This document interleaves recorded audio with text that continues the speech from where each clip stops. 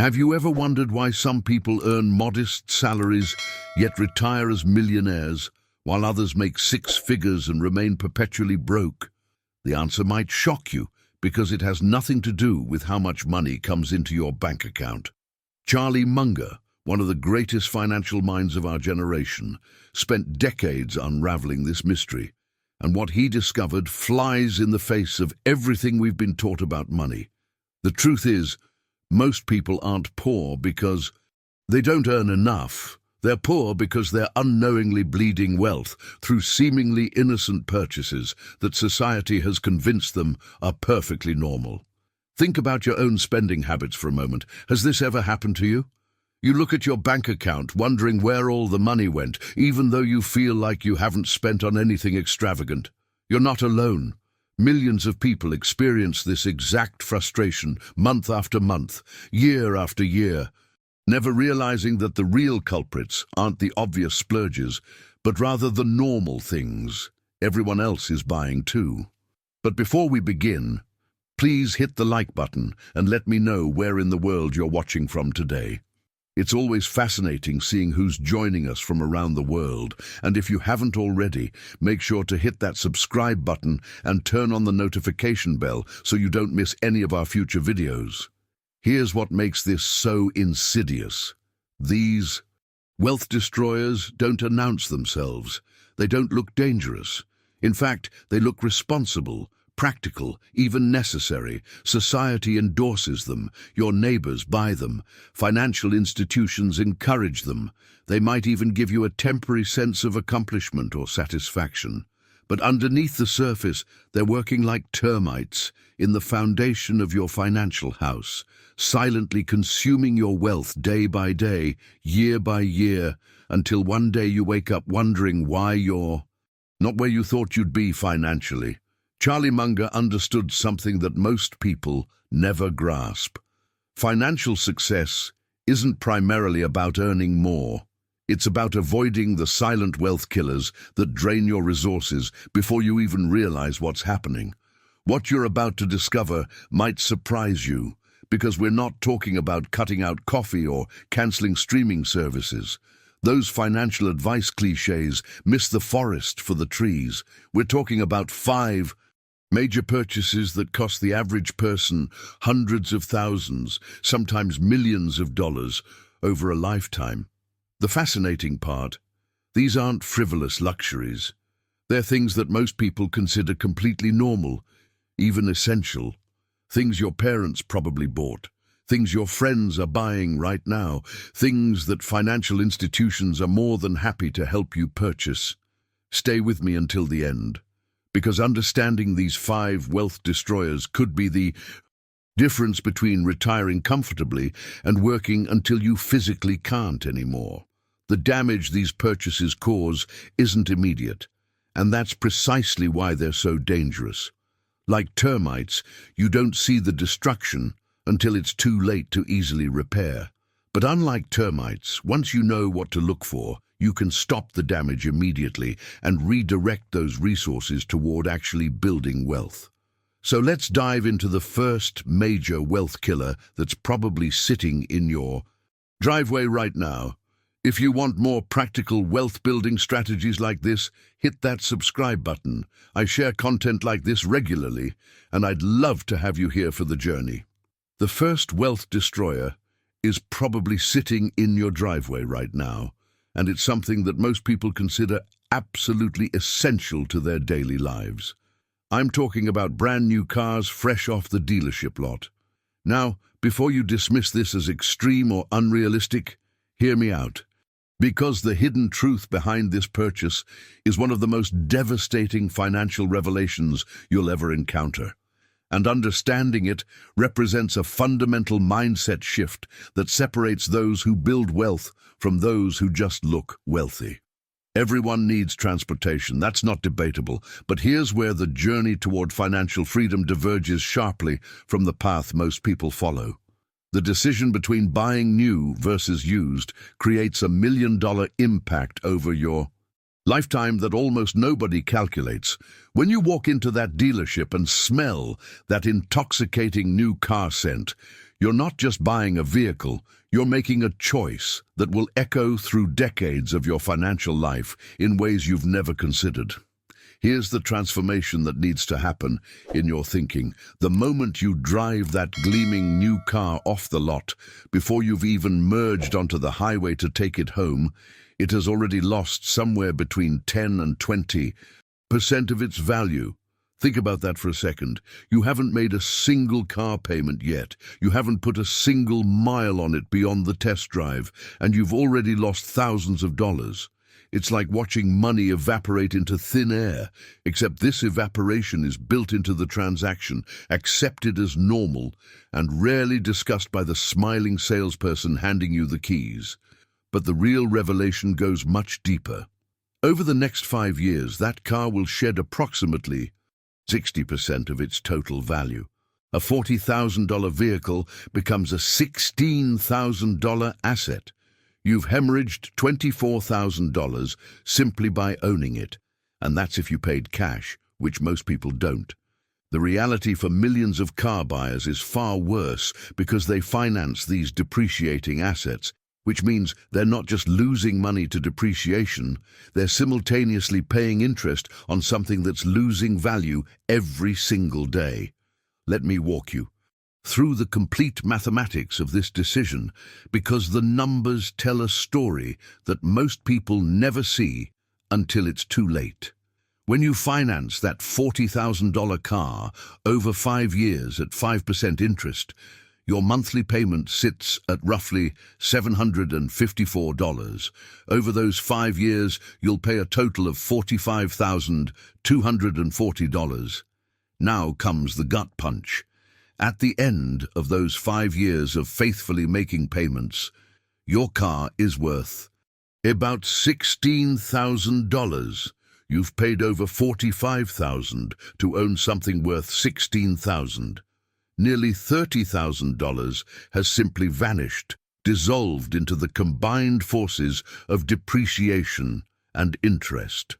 Now, I want to go even deeper into this topic because what most people never calculate is the opportunity cost, the invisible but devastating impact of what that money could have become instead.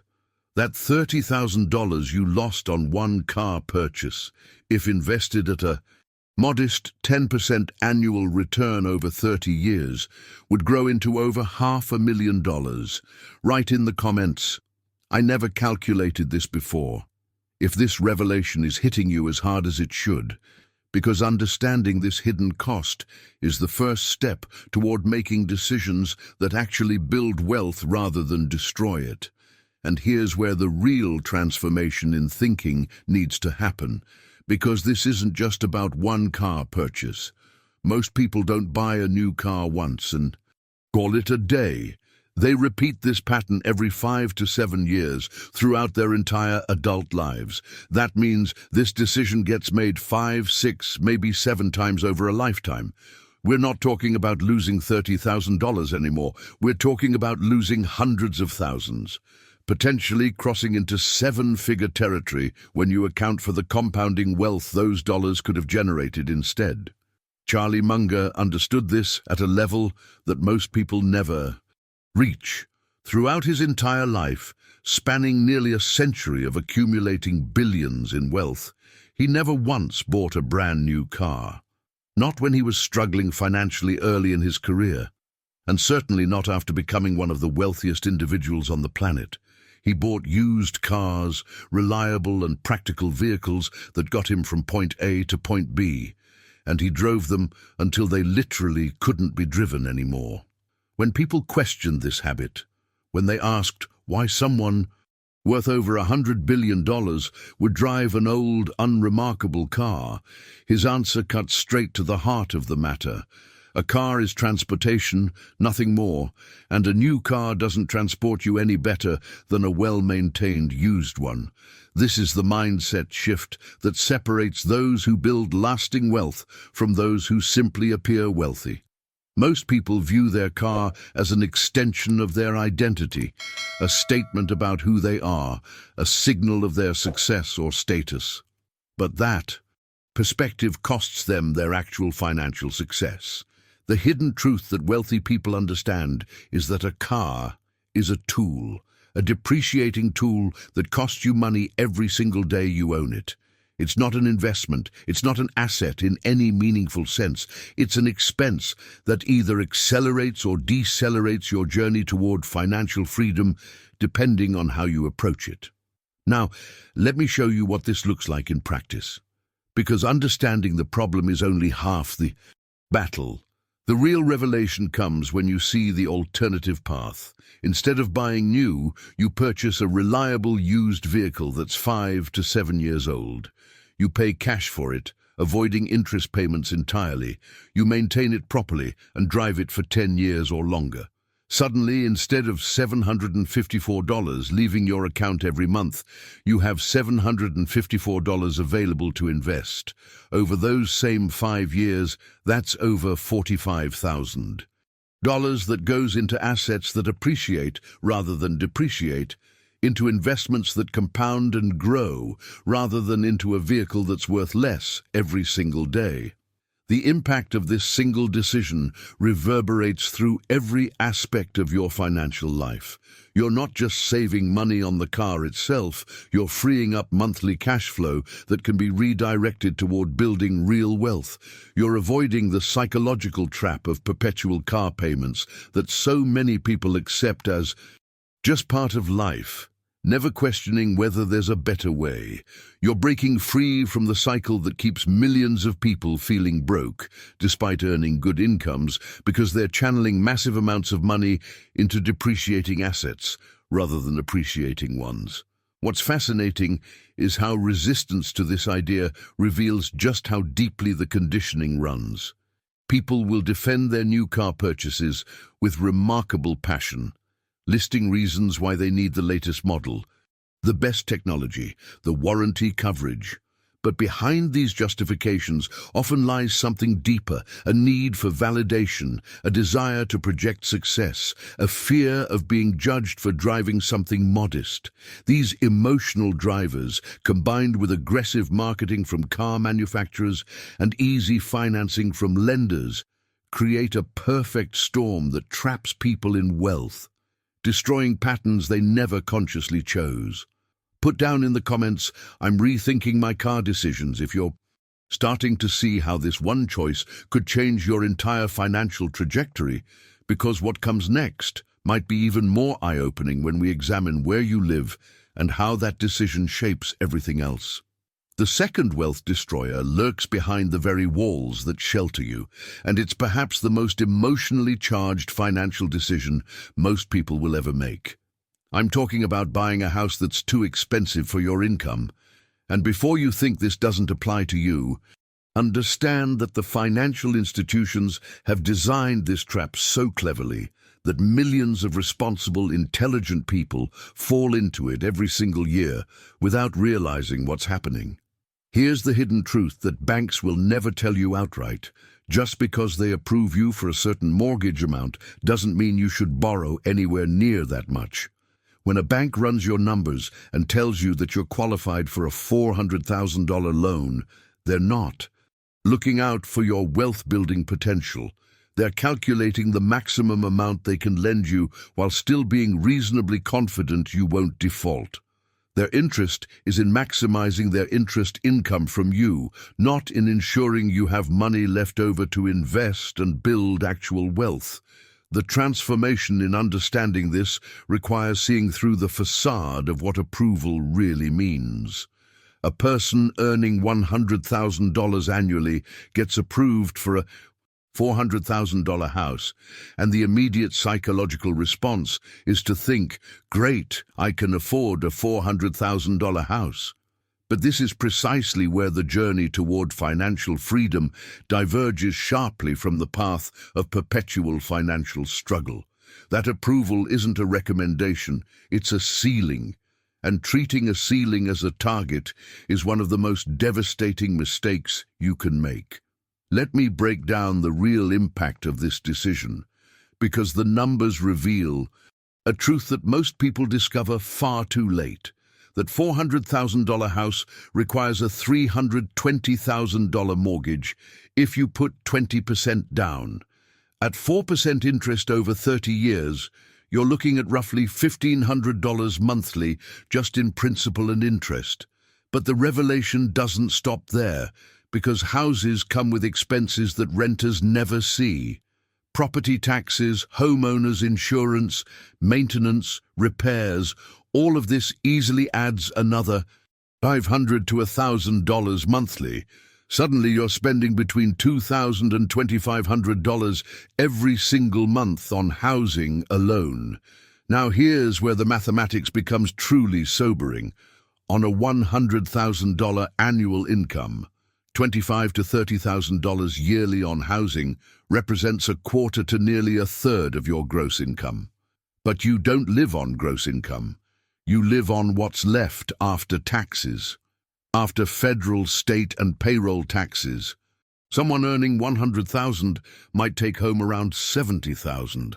Spending $25,000 to $30,000 of that on housing means 40% or more of your actual take-home pay disappears into your house. What's left for investing, for building wealth, for creating the financial freedom that home ownership is supposed to provide? Almost nothing. You become what's known as house poor, with all your wealth locked into equity you can't access without selling or borrowing against it. Charlie Munger's approach to housing reveals the mindset that actually builds wealth. In 1958, he bought his house for $31,500. Even back then, he could have afforded significantly more, but the house was comfortable, located well, and most importantly, it was enough. By keeping his housing costs modest, he freed up capital to invest in stocks, to build businesses, to pursue opportunities that actually appreciated in value rather than tying up.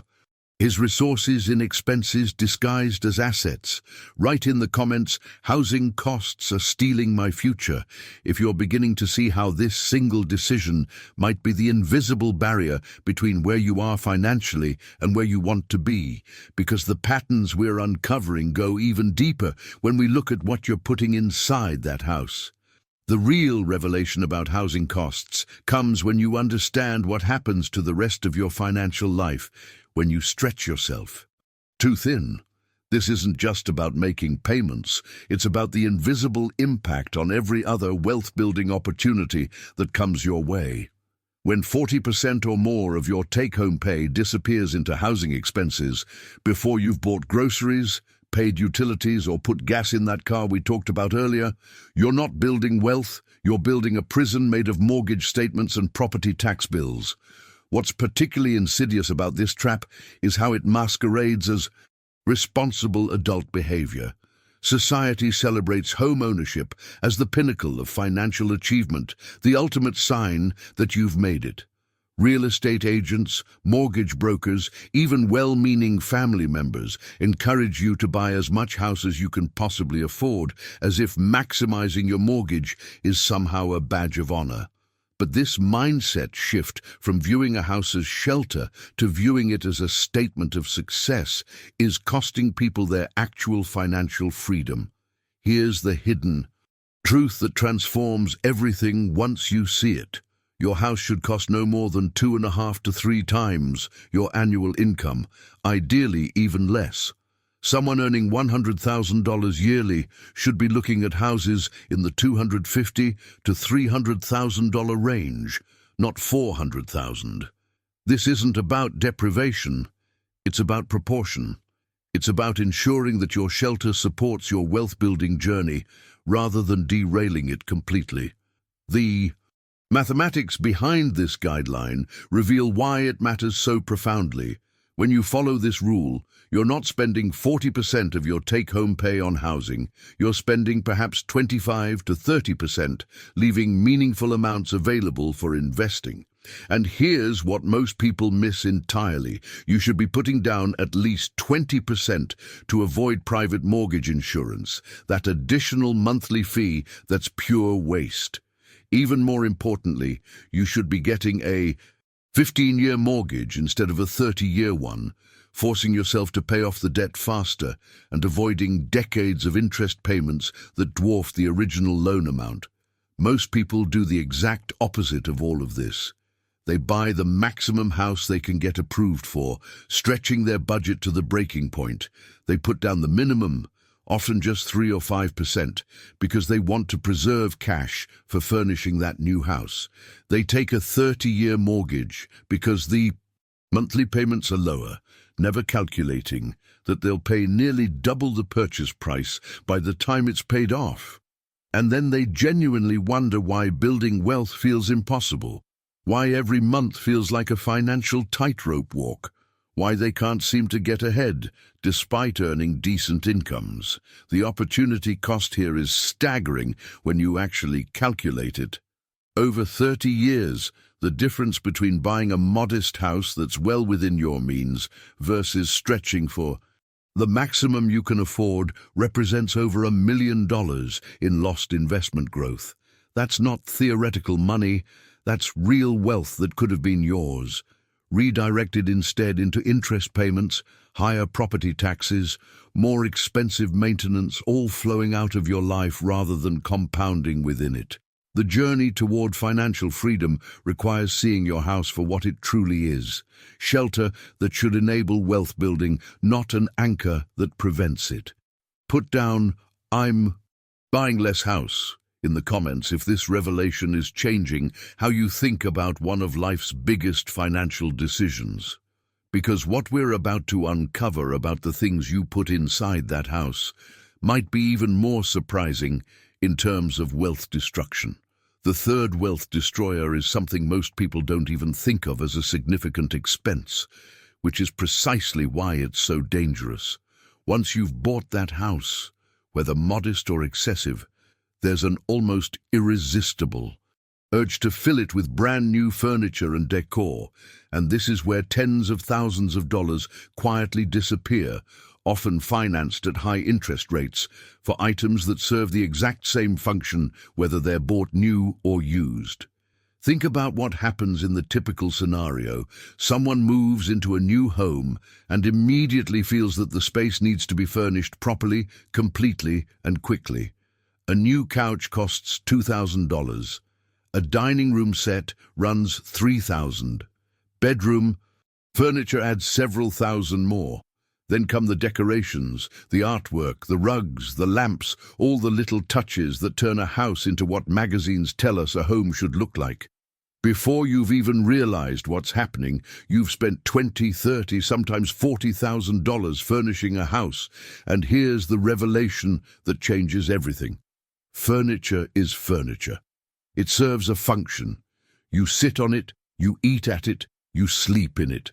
Brand new furniture doesn't do any of these things better than gently used furniture. But the transformation in thinking that's required here goes against everything retail culture has conditioned us to believe. People want their homes to look impressive, to feel like those perfectly staged showrooms or Instagram photos. They want to impress visitors who might come over a handful of times per year. Furniture stores understand this psychology intimately, and they're more than happy to offer financing options that make a $2,000 couch feel affordable at just $89 per month. What they don't advertise prominently is the interest rate attached to that convenient payment plan, or the fact that you're now paying interest on furniture that's depreciating in value from the moment it's delivered. The hidden truth about furniture is that it loses value, not as dramatically as cars, but it still depreciates steadily. Modern furniture especially isn't built to last generations like older pieces were. It's designed to look good in the store and survive a few years of use before styles change, and you feel the urge to redecorate again. Meanwhile, wealthy people approach furniture completely differently. They shop estate sales, garage sales, online marketplaces. They hunt for quality pieces at fractions of retail prices, or they buy new furniture very slowly over many years, starting with only the essentials and adding pieces as they can genuinely afford them with cash, never furnishing an entire house in one expensive shopping spree. Charlie Munger kept some of the same furniture for decades, pieces he'd bought used or bought new but maintained indefinitely because they still functioned perfectly well. He never understood the compulsion to constantly redecorate or replace furniture simply because styles evolved or trends changed. This mindset, this resistance to the cultural pressure to keep upgrading and refreshing your surroundings, is what separates those who build wealth from those who perpetually wonder where their money went. The impact of this decision, when calculated over time, is genuinely startling. If you spend $30,000 furnishing your house with brand new everything, when you could have furnished it beautifully for $10,000 by shopping smart and being patient, you've created a $20,000 difference. That $20,000 invested at 10% returns for 30 years becomes roughly $350,000. That's not a minor difference. That's generational wealth. That's financial freedom, all sacrificed for the privilege of having furniture that nobody used before you. Write in the comments, "Used furniture builds wealth," if you're starting to see how these seemingly small decisions compound into life-changing amounts, because the pattern continues into nearly every area of modern life, especially the devices you're probably holding right now. The fourth wealth destroyer is something that's probably within arm's reach of you right now, and it represents one of the most aggressive wealth extraction systems ever devised by modern corporations. I'm talking about the relentless cycle of upgrading to the latest technology and gadgets. The newest smartphone every year, the latest laptop even when your current one works perfectly, smart home devices, gaming systems, tablets, smartwatches, wireless earbuds, all the tech that companies have convinced you represents progress and necessity, when it's actually just planned obsolescence dressed up as innovation. Here's where the mindset transformation needs to happen, because technology companies have become masters at creating artificial urgency around their products. Every year, like clockwork, a new model launches with slightly better features, and millions of people line up to trade in perfectly functional devices for the latest version. The hidden truth behind this cycle is that these aren't needs, they're manufactured wants. Expensive ones that become outdated almost immediately, ensuring you'll feel pressure to upgrade again next year. Let me show you the real impact of this pattern, because the numbers tell a story most people never calculate. A new flagship smartphone costs $1,000 or more. Every single year, a new model appears. If you buy one annually, that's obviously $1,000 per year. But here's the revelation. If you simply extend your upgrade cycle from every year to every 2 years, you're saving $500 annually. That might not sound like life-changing money at first, but follow the journey of those dollars. Over 40 years of adult life, that's $20,000 saved. When you invest that $20,000 at 10% returns over those same 40 years, it becomes nearly $1 million. Almost $1 million from the simple decision to not upgrade your phone every single year. And phones represent just one category in the technology trap. The same principle applies to laptops, tablets, televisions, gaming consoles, all of it. Each device follows the same pattern, marketed as essential, priced at a premium, obsolete within months as the next version is teased, creating a perpetual treadmill of consumption that benefits manufacturers enormously while draining wealth from consumers systematically. Charlie Munger's approach to technology reveals the clarity that comes from seeing through marketing manipulation. He famously used a flip phone for most of his life, a device that does exactly what he needed it to do, which was make phone calls. While people thought this made him ancient or out of touch, his flip phone cost almost nothing, never needed upgrading, didn't distract him with endless notifications, and didn't generate ongoing costs through apps or subscriptions. It was simply a tool that served its purpose efficiently. Now, the transformation required here isn't necessarily getting a flip phone yourself, though. That's certainly an option. It's about recognizing that you don't need the latest model of anything. You can keep your phone for 4 or 5 years instead of 2. You can buy last year's model at a significant discount.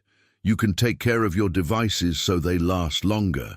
Most people upgrade their technology not because they need to, not because the old device stopped functioning, but because they want the new features, because they want to feel current, because advertising has successfully convinced them that using older technology somehow diminishes them. Wealthy people see through this manipulation completely. They use technology until it genuinely stops working or becomes truly obsolete for their actual needs. They don't chase the latest gadgets. They view technology as a tool that should serve them, not as a status symbol or identity marker. Put down, "My old tech still works," in the comments if you're recognizing how much money might be quietly flowing out of your life through unnecessary upgrades. Because what we're about to examine next might be the most emotionally charged wealth destroyer of all. The one people defend most passionately, even as it costs them their financial freedom. The fifth and final wealth destroyer is the one that people defend most fiercely, often with genuine passion, because it touches on something deeper than money. It strikes at how we define living well, how we create memories, how we justify our existence beyond just accumulating wealth.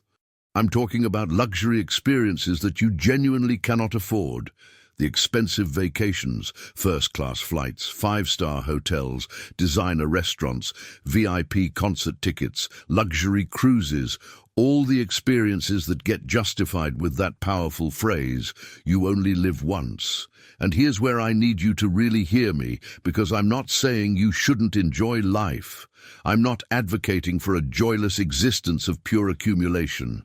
The transformation in thinking that's required here is understanding the massive difference between enjoying life affordably and spending money you don't have on luxuries that put your financial future at risk. Most people blur this distinction completely. They see friends posting vacation photos on social media. They feel the sharp sting of missing out, and they book expensive trips they can't truly afford, often putting them on credit cards that will haunt them for years. A luxury vacation easily costs $5, $10, even $15,000 for just 1 week of your life. 1 week. And then it's over, leaving you with photos, memories, and often significant debt. What kills me about this pattern is the cognitive dissonance it reveals. People will spend $10,000 on a vacation without hesitation, then turn around and say they don't have money to invest, that they can't afford to contribute to retirement accounts. They have money for a luxury cruise, but not for building the financial foundation that would give them permanent security. The priorities are completely backwards, choosing temporary pleasure over lasting freedom, choosing 1 week of luxury over potentially years of financial independence. Now let me go even deeper into this revelation, because the mathematics here are particularly devastating when you actually calculate the opportunity cost. Let's say someone takes 2 luxury vacations per year, spending $10,000 each time. That's $20,000 annually on travel. Over 30 years, that's $600,000 spent on vacations. But here's the hidden truth that changes everything. If they had taken budget vacations instead, spending perhaps $5,000 total per year, and invested that other $15,000 annually at 10% returns, that becomes approximately $2.4 million. $2.4 million.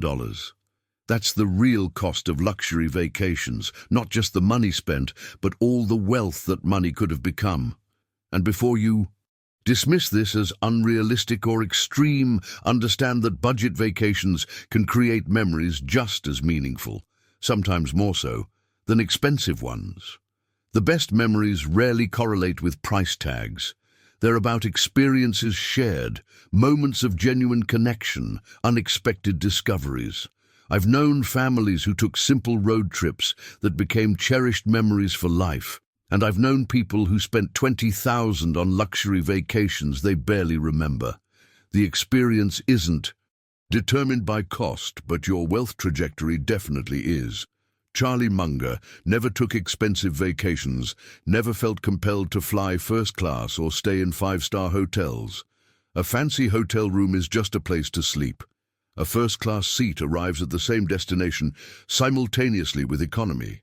The journey toward wealth requires seeing through the illusion that luxury experiences somehow validate your existence or prove your success. Write in the comments, affordable memories last longer. If you're understanding how these choices compound into either freedom or perpetual financial stress, because everything we've covered connects into a larger pattern that determines whether you build lasting wealth or just the appearance of it. So let's pull back and look at the bigger picture here, because what we're really talking about goes far deeper than individual purchases. These 5 wealth destroyers share a common thread that reveals something profound about how modern society is structured. Every single one of them appears completely normal, even responsible. Everyone around you is making these same choices. Financial institutions encourage them. Marketing reinforces them. Social pressure validates them. You're not just fighting against your own desires when you resist these purchases. You're fighting against an entire cultural narrative that equates consumption with success and restraint with deprivation. This is why the transformation required here is so challenging and why most people never make it. It's not that they don't understand the mathematics. Once you see the numbers laid out, the logic becomes undeniable. A $30,000 loss on a car, $1 million difference in housing choices, $350,000 sacrificed for new furniture, $1 million gone to phone upgrades, $2.4 million spent on luxury vacations instead of invested. These aren't trivial amounts. We're talking about multi-million-dollar decisions over a lifetime, the difference between financial freedom and perpetual struggle. But understanding intellectually and acting on that understanding are completely different challenges. The real barrier isn't knowledge, it's courage. It takes genuine courage to drive a 10-year-old used car when your neighbors are leasing new ones. It takes courage to live in a modest house in a good school district when you're approved for something much larger. It takes courage to furnish your home slowly with second-hand pieces when everyone else seems to have picture-perfect interiors. It takes courage to keep your phone for 5 years when everyone around you upgrades constantly. It takes courage to take road trip vacations when your social media feeds overflow with exotic destinations and luxury resorts. This courage is rare because the social cost feels immediate while the financial benefit feels distant. You face judgment now for driving that old car. The $1 million you're building sits invisibly in investment accounts, not announcing itself to neighbors or colleagues. You feel the sting of missing out today when you skip the luxury vacation. The $2.4 million you're creating reveals itself only decades later.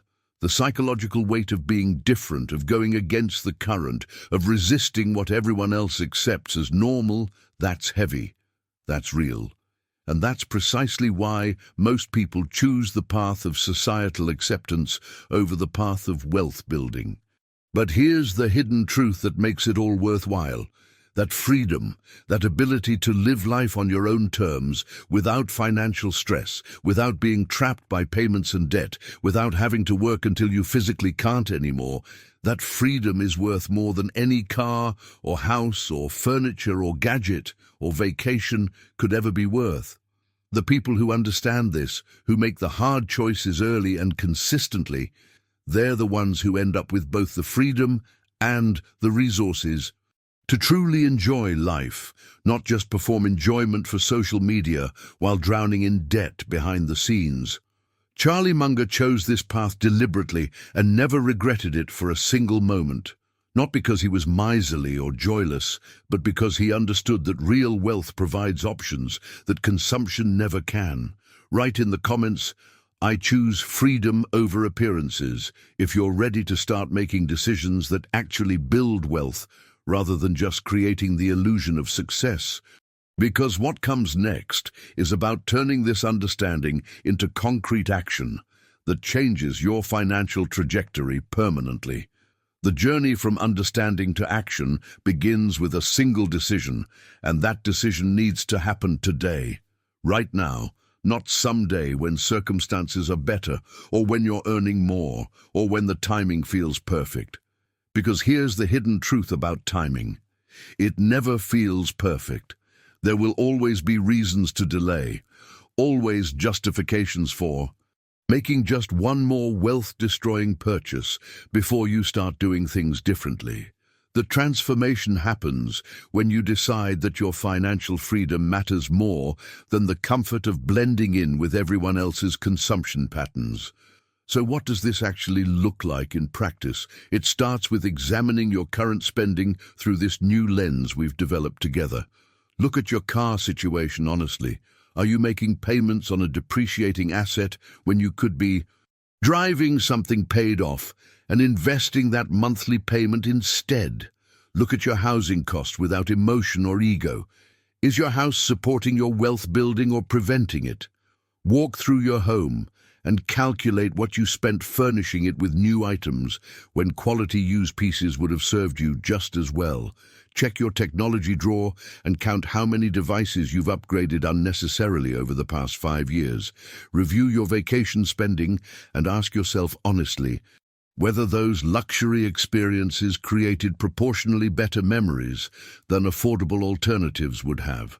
This audit can be uncomfortable, even painful, because it forces you to confront the cumulative impact of decisions you've been making for years, perhaps decades.